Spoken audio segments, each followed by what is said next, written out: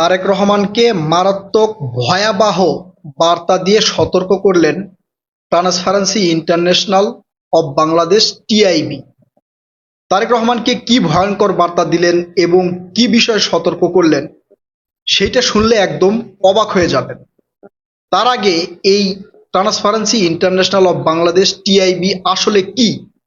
এটা হচ্ছে জার্মান ভিত্তিক একটা সংস্থা। আন্তর্জাতিক বিশ্বের বেশিরভাগ দেশেই এর শাখা রয়েছে এবং বিশ্বের বিভিন্ন দেশের অনিয়ম, দুর্নীতি এবং বিভিন্ন অভিযোগ তারা পর্যালোচনা করেন এবং তার একটা ফলাফল তারা প্রকাশ করেন গণমাধ্যমের কাছে। এই টিআইবি অন্তর্বর্তীকালীন সরকারকেও ছাড় দেয় নাই, অর্থাৎ ডক্টর মোহাম্মদ ইউনূসকেও কিন্তু ছাড় দেয় নাই, আওয়ামী লীগ সরকারকেও ছাড় দেয় নাই। আওয়ামী লীগ সরকারের সময় যে সকল অন্যায়, অনিয়ম, দুর্নীতি হয়েছে সেই সব বিষয় নিয়ে কিন্তু তারা পর্যালোচনা করে তথ্য ভিত্তিক আলোচনা সমালোচনা করে তার একটা ফলাফল তারা প্রকাশ করেছে। ঠিক এই অন্তর্বর্তীকালীন সরকারের সময়ও তারা বিভিন্ন ধরনের রিপোর্ট প্রকাশ করেছে। নির্বাচন নিয়েও তারা কিন্তু রিপোর্ট প্রকাশ করেছে। এছাড়াও এই বিএনপিকে পাঁচবারের দুর্নীতিতে চ্যাম্পিয়ন বলে এই transparency International of Bangladesh TIB তারাই কিন্তু ঘোষণা দিয়েছে। সেই টিআইবি এই তারেক রহমানকে সতর্ক করলেন, একই সাথে ভয়াবহ বার্তা দিলেন। তারা আওয়ামী লীগের সময় কি কি কার্যক্রম করেছে সেটা বলি, তারপরে তারেক রহমানকে কি সতর্ক করেছে সেটা আপনাদেরকে বলছি। আওয়ামী লীগ সরকারের পতন কেন হয়েছে আপনারা জানেন? অনেকেই জানেন যে এই কোঠা আন্দোলনের মাধ্যমে আওয়ামী লীগ সরকারের পতন হয়েছে। আওয়ামী লীগ সরকারের যে সকল এমপি, মন্ত্রী, শীর্ষ নেতারা ছিলেন তারা পালিয়ে গেছে। আসলে বিষয়টা কিন্তু তা নয়। এই কয়েকজন কোঠা বিরোধী আন্দোলন করলো, কয়েকজন ছাত্র এসে মাঠে নামলো, তাদের ডাকে সারা বাংলাদেশের লোকজন চলে আসলো, কোঠা বিরোধী আন্দোলনের শরিক হলো, আর এই আওয়ামী লীগকে বাংলাদেশ থেকে বিতাড়িত করলো। বিষয়টা কিন্তু তা নয়। বিষয়টা হচ্ছে এই আওয়ামী লীগ সরকারের প্রধানমন্ত্রী শেখ হাসিনা তিনি নিজেই বন্দী ছিলেন। কাদের কাছে বন্দী ছিলেন? তিনি বন্দী ছিলেন আমলাদের কাছে। এই শেখ হাসিনা বন্দী ছিল তাদের এমপি, মন্ত্রী এবং উপদেষ্টাদের কাছে। এক সালমান এফ রহমানের মানে বন্দিশালা থেকে মুক্ত হতে পারেনি শেখ হাসিনা। শেখ হাসিনা সব সময় এই আমলাদের, এমপি, মন্ত্রীদের, তার নেতাদের কারাগারে বন্দী ছিলেন। শেখ হাসিনা এদেরকে কন্ট্রোল করতে পারেনি। সালমান এফ রহমান, স্বরাষ্ট্রমন্ত্রী আসাদুজ্জামান খান কামাল এদেরকে কন্ট্রোল করতে পারেনি। সবচেয়ে বেশি কন্ট্রোল করতে পারেনি এই সড়ক পরিবহন, এই সেতুমন্ত্রী ওবায়দুল কাদেরকে।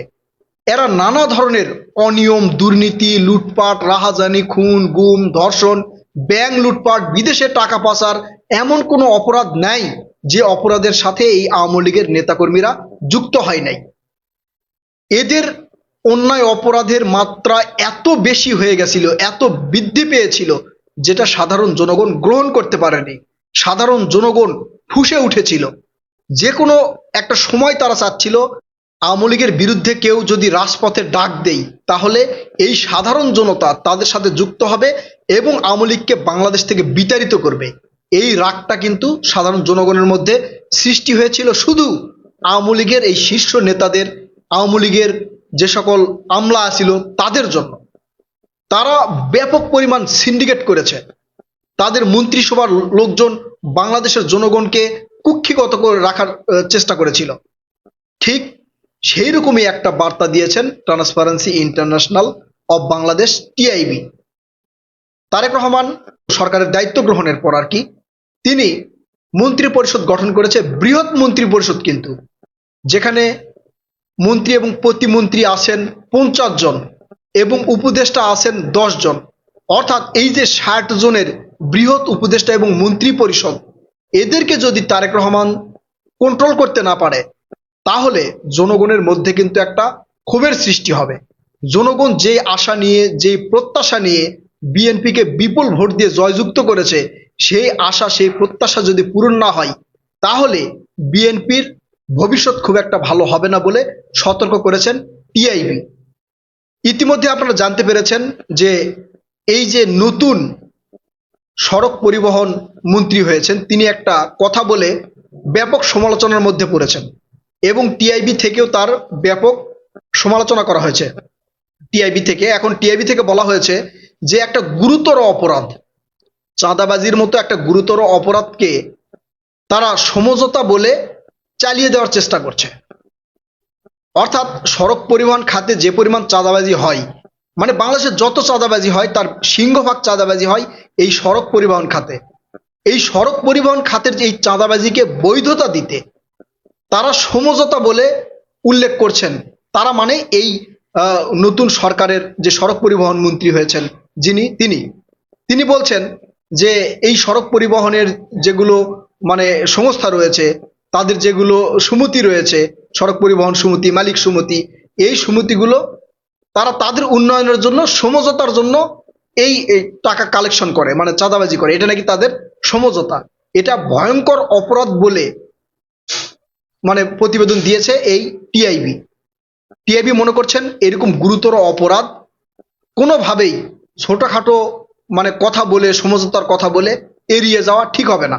আর এগুলো যদি তারেক রহমান প্রতিহত করতে না পারে, তারেক রহমান যদি এই মন্ত্রী পরিষদ এবং উপদেষ্টা পরিষদকে কন্ট্রোল করতে না পারে, তাহলে বিএনপির ভবিষ্যৎ খুব একটা ভালো হবে বলে মনে করে না। জনগণ প্রত্যাশা নিয়ে এই যে 16-17 বছর তারা ভোট দিতে পারেনি, এবং এই 15-16 মাস মানে 16-17 মাস এই অন্তর্বর্তীকালীন সরকারের বেশ কিছু অনিয়ম কিন্তু এই জনগণ দেখেছে। এগুলো থেকে অতিষ্ঠ হয়ে এগুলোর হাত থেকে বাঁচার জন্য বিপুল পরিমাণ ভোট দিয়েছে বিএনপিকে, ভোট দিয়ে জয়যুক্ত করেছে।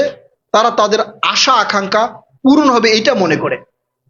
কিন্তু চাঁদাবাজির মতো গুরুতর অপরাধ, এছাড়াও প্রশাসনকে কাজে লাগিয়ে বিভিন্ন ধরনের অপরাধ, জমি দখল, টেন্ডারবাজি, ভূমি দখল, খুন, গুম, ধর্ষণ, টাকা লুটপাট, এই ধরনের অপরাধ যদি আবারও বাংলাদেশে চলতে থাকে, তাহলে বিএনপির পরিণতি কি হবে সেইটা উল্লেখ করে এই টিআইবি একটা প্রতিবেদন দিয়েছে এবং সতর্ক করেছে।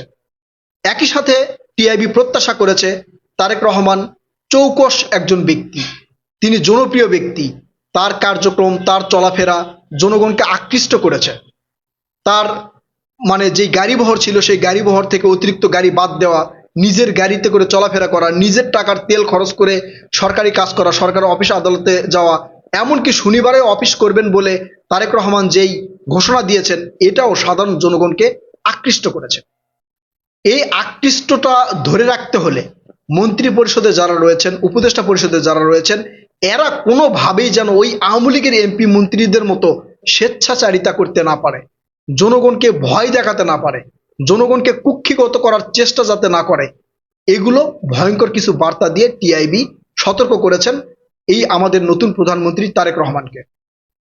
এখন আমাদের এটা দেখার পালা তারেক রহমান স্যার আসলে এগুলো কন্ট্রোল করতে পারবে কিনা, মব ভায়োলেন্স কন্ট্রোল করতে পারবে কিনা, তারপরে হচ্ছে চাঁদাবাজি বন্ধ করতে পারবে কিনা, টেন্ডারবাজি বন্ধ করতে পারবে কিনা, অন্যায় অপরাধ কন্ট্রোলে রাখতে পারবে কিনা, দ্রব্যমূল্য কন্ট্রোলে রাখতে পারবে কিনা, সিন্ডিকেট ভেঙে দিতে পারবে কিনা, তার উপর নির্ভর করবে বিএনপির ভবিষ্যৎ। এমন বার্তায় দিয়েছেন Transparency international of Bangladesh TIB. প্রিয় দর্শক, আপনারা কি মনে করছেন, তারেক রহমান স্যার কি আসলেই পারবে, নাকি আবারও সেই ব্যর্থতার পরিচয় দিবে? আপনারা আপনাদের মূল্যবান মতামত কমেন্ট করে জানাবেন। কথা হবে নতুন কোনো ভিডিওতে ইনশাল্লাহ। ততক্ষণ পর্যন্ত ভালো থাকবেন। আল্লাহ হাফেজ।